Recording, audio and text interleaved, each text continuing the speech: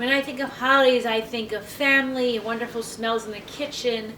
As a kid, I have very fond memories. My grandmother lived with us from the time I was in about second grade until my daughter Noah was born. She lived with my parents. And I have very fond memories of getting off the school bus and walking up the two houses from the corner on Friday afternoons and coming into a house that smelled delicious with challah and chicken roasting and soup. Always had big meals, and my grandmother was always in the kitchen. My mom cooked a lot too. My grandmother just kind of watched over it while my mom was working as a preschool teacher, and always these wonderful smells. And I always like to replicate that for my family. I always made when the kids were little, I always made beautiful Shabbat dinners, still do, and really want the house to smell nice. And so as a rabbi working, it's hard. When my kids were little, my mom used to come, my parents used to come and bring the entire Rosh Hashanah dinner in the car, soup to nuts.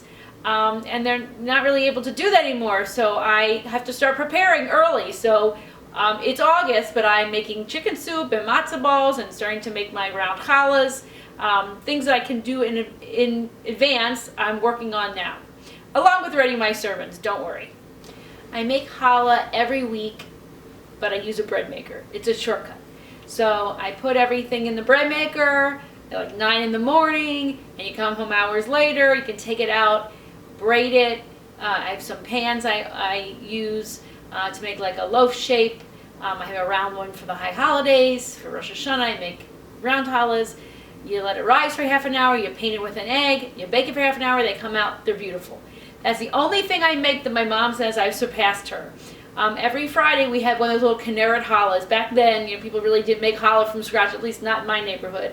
It's become a new tradition. But we had the little Kinneret frozen challah rising on the stove, and I thought that was making challah from scratch. So now, I've mastered the challah. But everything else, my mom was the expert.